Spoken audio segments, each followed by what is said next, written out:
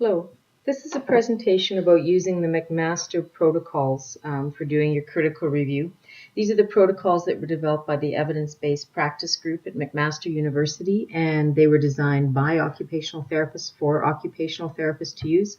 So that's why a number of you will choose to use these for your 903 project. And we're going to take you through a short tutorial about actually using the protocols, how you fill out the data extraction tools, use the guidelines that are available, and we'll just work our way through it here now. So just briefly to recap what a critical review is, why are we actually doing these? Well, because as a profession, we need to have an evidence base for our practice. There's a lot of not such strong evidence out there. It's starting to change, but with the pressure for, publish, and people didn't have necessarily the strongest research skills. This is all a developmental process for us. And also our theory is starting to mature. So for all of those reasons, we need to pay very close attention to the quality of the evidence that we have. And as clinicians, we need to be able to take a look at a piece of evidence, a research journal article, and have some understanding of, is this good evidence we can act on, or do we need to look further? And not to say that interventions we're doing are bad, but we just need to make sure that we're building our evidence base. So the whole critical review and systematic review process that many of you are familiar with grew out of an increased need for accountability. This all started to happen around the late 1980s, early 1990s. One of the first groups that really took this on board was the Cochrane review. So many of you would be familiar with that. They take randomized control trials and look at the quality of them. They pretty much focus on quantitative data, although there is a group within the Cochrane review that also looks at qualitative studies. But a lot of RCTs are not really addressing occupational therapy questions, right? We're concerned also about values and beliefs and social indicators and all kinds of other factors that involve people's occupational well-being that are not something that are actually amenable to doing research that's based on a randomized control trial. Okay? So this was another one of the reasons that these protocols were developed, so that we could look at a wide spectrum of different research designs to see what kinds of quality indicators existed. Were they of sufficient quality for us to act on them confidently? Okay, so this is just a little bit of background about the McMaster process. They launched this in 1998. It reflects that OTs are theory-based and theory-driven. It also helped to organize things so that people use their time effectively. A lot of different clinical settings, the OTs get together and they actually have journal clubs, and they use these tools, the data extraction tools, to look at the evidence. And it's a good, professional development activity, continuing learning process. Because they're accessible, they're easy to understand, they come with guidelines, so they help you to understand what you're reading and to interpret it so that you can respond appropriately to the questions. And just to recap briefly, critical review is something that's standardized and it's methodical. You don't just sort of say, oh, I like these three and they seem positive, so I'll look at them. It's about finding the scope of the evidence that's out there and reviewing it to see, one, is it sufficiently rigorous enough we can act with confidence, or perhaps there's so little evidence we need to do further study, or, oh, actually there's some very strong evidence here, we shouldn't be doing this any longer. Okay? It's grounded in evidence-based research principles, and it's similar to systematic reviews, but in a critical review, you're including other types of research designs, not just RCTs. And typically, people think of a systematic review as including only randomized control trials. Okay? And in our case, when we're talking about a critical review, we're usually talking about using the format that was outlined by the McMaster group at when we're talking about doing these projects at the University of Alberta. It's not a literature review. A literature review is much more general, and it's not the same as just a simple critique, again, where you're cherry picking what you want to look at and what you're going to ignore.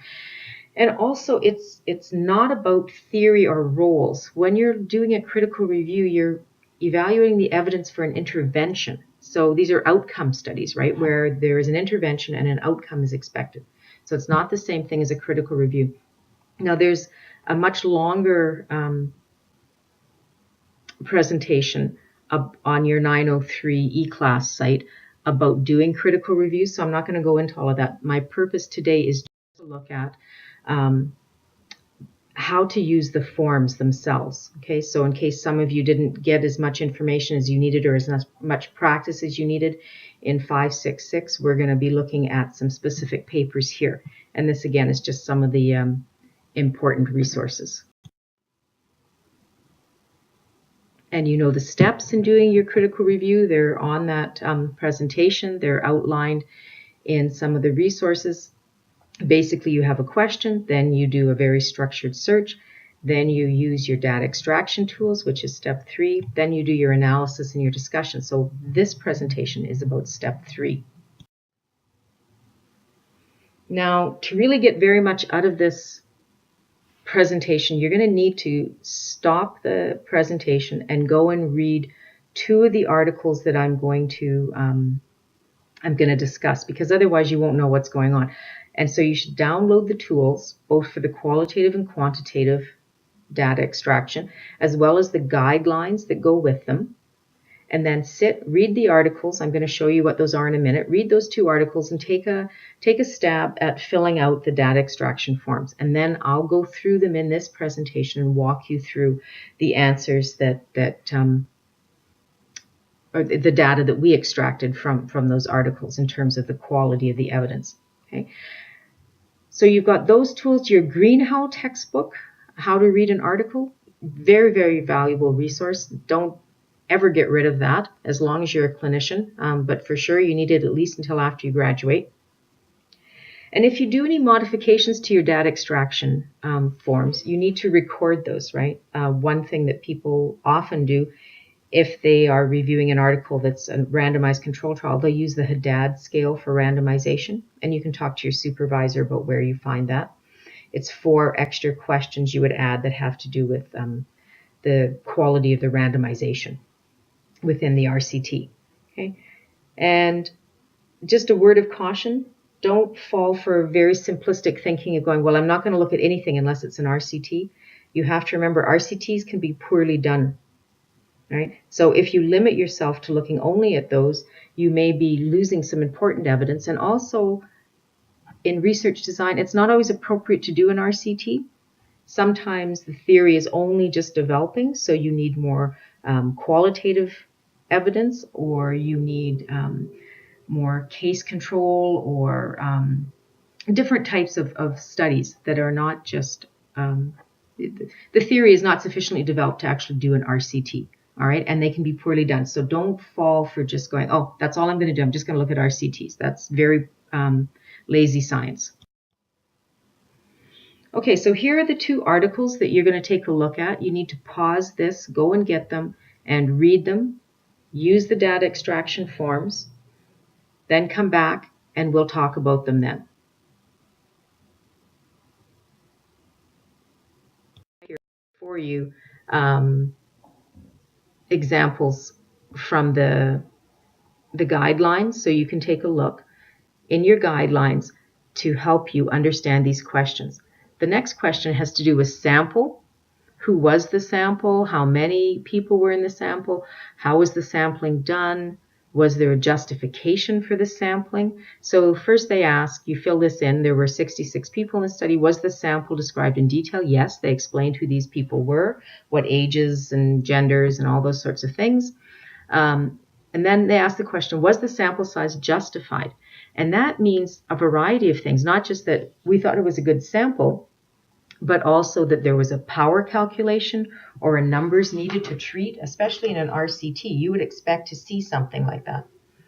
Now they discuss on page, the authors, Montgomery and his co-authors discuss on page 126, now down near the bottom right-hand corner, where it says design. They talk about power calculation, and when they did their power calculation, it indicated that they needed a group size of 20 to give them a 0.05 level of significance. Okay? And that's what they tried to base their recruitment on. But then they go on to say, as the relative difference of effect between the two delivery methods was unknown, because they're testing two things where there's not a lot known yet, a pragmatic decision was taken to recruit as many participants as possible in the time available. Okay, so they've justified their sample to us. So we can, with confidence say, yes, they've met that quality criteria. Then the next part of this question described the ethics procedure. Was informed consent attained? Yes, and they talk about how they got informed consent. But sometimes you might tick NA, you have no idea because they haven't really described it much. And then here's where you put your notes in the box, right? You describe why you're making that decision. In this study, we added the Haddad randomization evaluation, and we got a score for that. And they did quite well on randomization. And then we look at outcome tools that they used. And here you have several questions. Were the outcome measures reliable? Well, they used a lot of self-report, and they didn't tell us about any psychometric testing. They didn't tell us very much about piloting any of the questionnaires and the surveys that they use, those sorts of things. And so, no, we felt that actually the measures were not necessarily reliable and were not necessarily valid. Right? So that's an interpretation we made, and I can't go into all the details here. You need to do the reading, think about the guidelines, what they have to say about making those decisions, and go back and read your Greenhow textbook at this point in time. That helps you there. And just looking in the guidelines, that's why you hear all this flipping here. Okay. On page 8 of the guidelines, it talks about outcomes, right? And how would you determine if these are valid and reliable? They give you some clues to help you going with that, okay? Then the next part, interventions were described in detail. Yes, they told us a lot about their intervention. Contamination was avoided. No, it wasn't avoided, and I mentioned a little bit about that before, and you can pause the presentation here and read everything that's in the text box. Co-intervention was avoided? Well, we don't know, and it wasn't really even discussed in the paper. Now, one of the things when you find information isn't there, it doesn't mean that they didn't do it. It may be publication bias. So editors just said there's not enough room for this, you have to cut something out, so it's missing because of word links. So if you find something is missing, best practice is to actually contact the authors and ask them what they did. Okay? Don't just assume they did nothing. It's better to go back to the original author and say, could you give me a little bit more about information about how you determined your sample size, or how did you control for co-intervention, or whatever. So you ask them the question, and then if you can't do that, you would perhaps just flag whether, if you're not sure, that you're not sure, it was not addressed in the paper. Okay, like this last comment here in the box, there's 2 stars. It is not clear whether the children were accepting any other interventions, so it's not clear. Then the results were reported in terms of statistical significance. Yes, we found that they talked in terms of statistical significance. And if not, this is the clues we're getting at the top of the question, right, from the data extraction authors. If not statistically significant, was the study big enough to show an important difference if it should occur? If there were multiple outcomes, was this taken into account for statistical analysis? Okay, so there's lots of questions you have to think about carefully here. Did they, not just how did they report their findings, but did they report them appropriately? And this brings us to things like non-parametric versus parametric statistics and normal distribution. Okay, Did you have a normal distribution in your sample, or did you have one that was skewed in a certain direction? Or did you have a very small sample so you couldn't use parametric testing? These are all questions you have to ask yourself. So you'll get some help from the guidelines, but go to your Greenhow textbook, and especially that, I think it's chapter 5, statistics for the non-statistician. Have a good read in there and be able to explain your answers. It's not sufficient to just say yes, yes, and not know why you're saying yes. Because you could get asked that on your oral and you need to talk about it in your paper, right? So here's where you show that you understand statistics. Then clinical relevance. Was clinical relevance reported? Yes, no, not addressed. And it's important for us, right, as OTs, as clinicians, do they provide some context in the discussion about, oh, so how did our findings relate to clinical practice? Were differences between the groups clinically meaningful? Remember, you can have statistically significant changes between groups, but does it really make any difference? Right? That's why we're looking for clinical meaningfulness. And then you can pause and read through the comments here. All right, so this is just what I was talking about before. Parametric, non-parametric, different equations for different types of sample sizes. All kinds of things need to be considered to answer that question properly. Okay, and then we're at the end of the form here, and one of the questions they ask about is dropouts. Were dropouts reported? And that's important, right? Because if you start with a sample of 150, and then at the end you've got 10 people, you're not comparing the same group any longer. It's much different. So did they report their dropouts and why? Yes, they did. They say 2 families withdrew because they moved. So we knew that those people were no longer part of the set.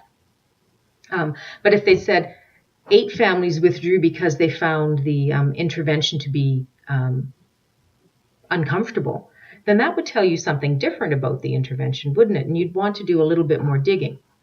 Okay, and then finally the conclusions and implications. What did the study conclude? Well, the study confirmed the efficacy of conventional behavioral treatment for sleep problems in children with learning disabilities and shows that brief delivery of this treatment using a booklet did not reduce its effects. So they're saying, yeah, there is some benefit to this book.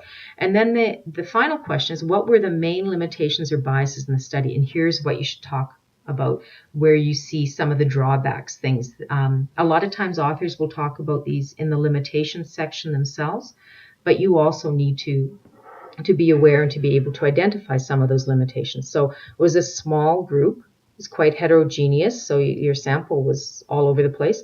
For an RCT, that's not a good thing. There potentially was volunteer bias and attention bias, and there was certainly the potential for contamination. So that's in a nutshell, and I know I've gone very quickly, but really this only makes sense if you do it for yourself. So I hope you've done that, and if you haven't done the qualitative study, now pause the presentation, go and look at that qualitative study, and then come back and pick up the presentation again once you've read it. So that's the Howerton one we're going to look at next. Okay, welcome back. So you've all had a good read of the Howerton article, and you tried to fill out the evaluation forms and add your information, so that's great. Okay, let's take a look here now. The Howerton article was about help-seeking behavior among male offenders, right? So it was a qualitative study. They did interview to do this, and it was published in the British Medical Journal, which is one of your indicators. It's likely a pretty good study right off the bat, because BMJ is a high-quality journal, and so things that get into there are, we already have some trust. But let's take a look through and see what we find. You noticed when you did these data extraction tools, they're different than the quantitative ones, right? They're not the same questions necessarily. So make sure that you use the right data extraction tool, the qualitative ones. Study purpose. Was the purpose stated clearly? Yes. And there are a number of places you find that in the article. In the abstract, right at the very beginning, they tell you what their objective was. And then again, on the first page, just before the methods section, and again, they state in this study, our primary aim was to learn more about the factors that influence help-seeking behavior, so on and so forth. So we know there's several places, and I would just put little notes to myself in this one that's where I found the purpose. But there was no theoretical basis identified. So they didn't talk about that they were trying to build on other theory. Okay, so this appears that they were trying to build a theory as opposed to test a theory. You see the difference between that? Like if you have no idea about why something is happening, you need to build theory first so you have something to test. And testing is when you move into more quantitative and randomized control trials and those sorts of things. But these people were still theory building, so you have to do a lot of interviewing and very deep qualitative types of research. Okay, was the literature review relevant? Well, it's interesting. Now we've got a yes and a no, right? And what guides us describe the justification of the need for this study. Was it clear and compelling? Well, there was some compelling information, but there's a lot of, it's very quick, right? The introduction is very sparse. And they said that there were no qualitative studies that have focused specifically on this question. So they do tell us that. But it's not a great deal of information for a qualitative study. And it's possible, though, that this is because of an editorial limitation. They may not have had the word length to go into this, but it's not the most compelling argument. So again, not to pick on them, but it's not the strongest to help us understand what's going on in this study. And this you have to answer for yourself. Does the study apply to your practice or your research question? If not, don't go any further, right? Don't waste your time if it's not relevant to you. But how are you going to decide if it's relevant to you? Right? You need to have a good think about that. Like how much information is there out there about male offenders and their help-seeking behaviors? Even though this is in the UK, it might be the only article that you can find, the only research you can find. So you have to extrapolate from it.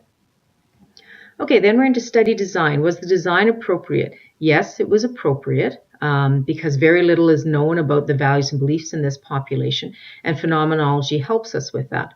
Okay, and then they ask, what was the design? Now, phenomenology was the design, and some of you will have put down ethnography, some of you will have stuck down grounded theory, but it's not grounded theory because all they say is that we used, where's my comment about this?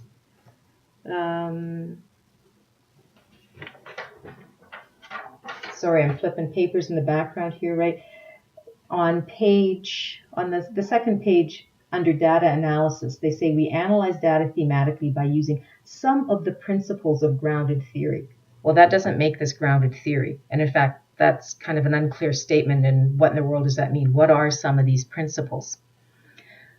It's not ethnography, okay? Because if you look in your guidelines, and they tell us what ethnography is. Ethnography is a well-known form of qualitative research in anthropology, focuses on the question, what is the culture of a group of people? Well, this study was not about the culture of prisoners, but it was about the phenomena. What is it like to have a certain experience? So it's phenomenology, okay? That's how you make those decisions. Again, the guidelines are so important to this. We already talked before, there was no theoretical perspective identified, which is a shortcoming in qualitative research, right? Because a theoretical research sort of leaves you going at the end, well, so what? Like, is there anything here we can test or take forward? Is there a theory that comes out of this? They also didn't identify their own perspective, their own theoretical perspective. And that's important in qualitative research. Where are the researchers coming from? And they didn't tell us who they are or what their assumptions were going into the study. On page 2, I already talked about that. They used some principles of grounded theory. Okay, methods. They used interviews. Describe the methods used to answer the research question. Are the methods congruent with the philosophy and the philosophical underpinnings and purposes?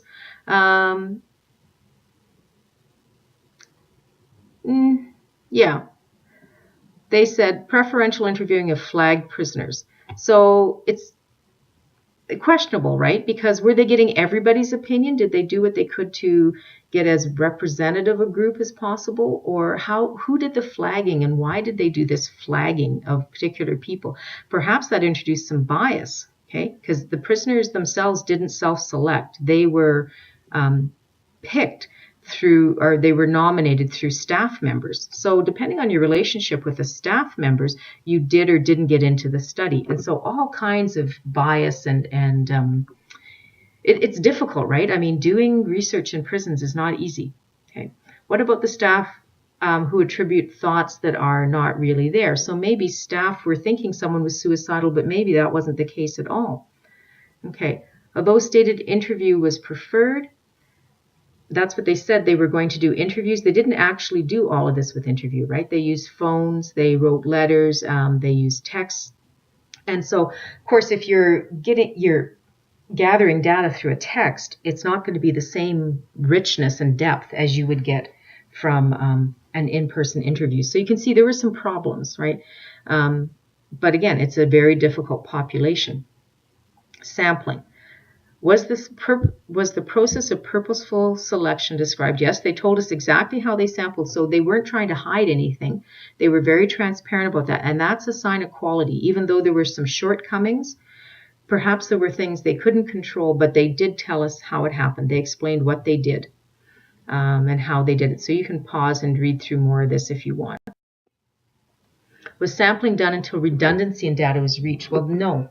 Redundancy means that no more themes were emerging. When you analyze the data, there's nothing new that's coming out of it. Okay, so they didn't tell us very much about this, and it's hard to tell if they actually did reach what's called saturation. And also, they didn't tell us a lot about the context of some of the participants, because that could have changed the nature of their responses, like how long were they incarcerated for, how often had they been in prison, what kinds of social supports did they actually have, what kinds of resources did they have available to them. So those things were lacking, right? We didn't learn a lot about the sample, and we didn't learn much about, well, we don't know that they reached redundancy. They did try to identify what they call deviant cases, so people who were not fitting the usual themes, but they didn't give us any more information about that. And so that's a shortcoming, right? Because if outliers are there, we want to know what they're all about. Was informed consent achieved? Yes, but, okay, and you should put these things in your comments box, but how likely is it that all consented without feeling pressured or biased, right? These were people who were selected. Was there a perception that there would be some benefit attached to this? How often do all potential participants say yes? But that's what they said it happened in this study. Everyone who's approached said yes. Is there a potential for coercion, right? Because of the sample and that it wasn't anonymous and all those other sorts of things. So informed consent, very tricky in this kind of a situation. Tricky, that's one of those scientific words, right? Sorry, it's complex, and you have to work through it very carefully. So data collection. They gave us lots of description about the site and not so much description about the participants. But one thing, again, to help you determine about relevance, you'd want to know what a Category B prison is according to people in the United Kingdom. Okay, so not much detail was provided there. We do need to know that. Is that a different type of, like, federal, provincial, or different type of offender, or what is Category B? Role of researcher and relationship with participants. This is important in qualitative research, right? Because the assumption researchers come in with is that they will influence and be influenced by the research. It's impossible to be objective in qualitative research, or to be a sterile examiner of something unfolding before you, because it's an interaction between people. So did they say who they were and what their relationship was? No, they didn't. And that's important, right? Were they staff members? Did the prisoners know them beforehand? How were they involved in this? Because again, that can introduce bias and change some of the responses that people make. So we had no framing of the researchers. Was it rigorous?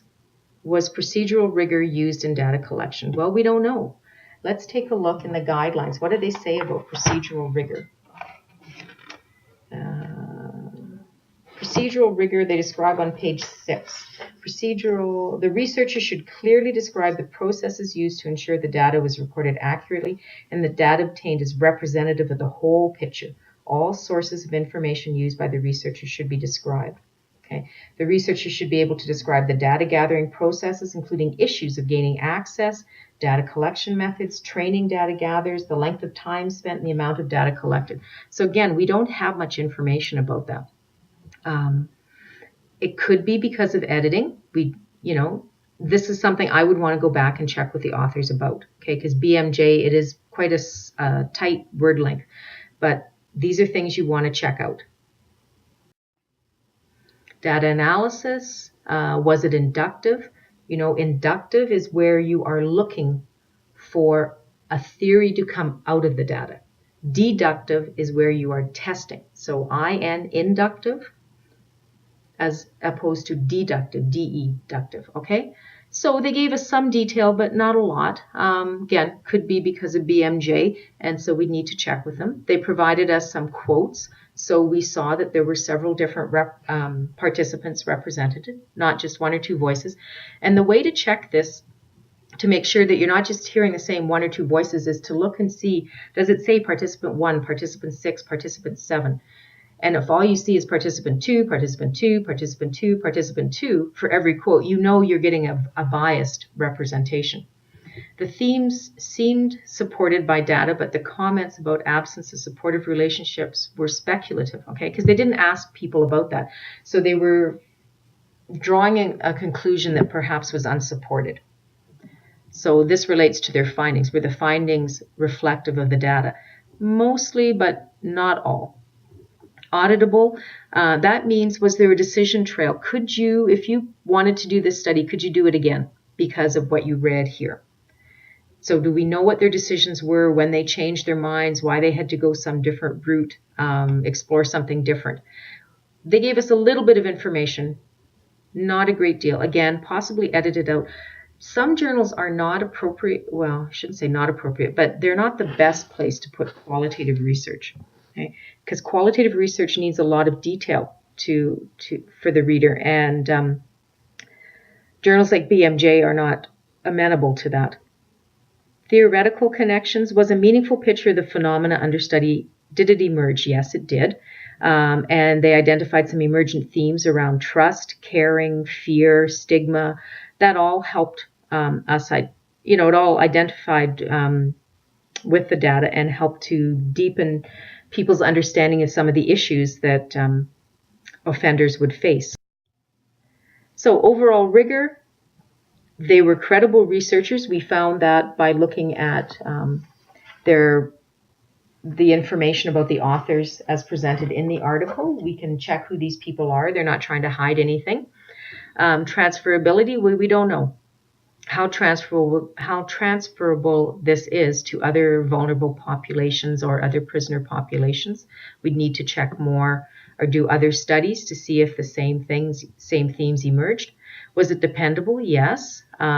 We have a way to access these researchers and we can ask them questions. And was it confirmable? This has to do with member checking and following up with the population. Like, would the people who participated in the study say that, yes, you understood what I was talking about and you are representing me fairly? Was it relevant and meaningful for your question? That's for you to decide. And conclusions were appropriate given the study findings. For the most part, there were a few places where they stretched a little bit, right? The findings contributed to theory development and future OT practice. Well, yes, they have some good lessons for us as OTs. But that, again, is a judgment call that you would be making. Okay, and so there, very briefly in a nutshell, is 2 examples of using the data extraction tools from McMaster. If you have more questions, talk to your supervisor, read the guidelines, that's what they're there for, use your Greenhow textbook, look at the published examples of reviews that are on eClass, particularly that one about ageism. That one we wrote specifically as an example for students, so it has everything in there that you should need. And I think we'll just wrap it up here.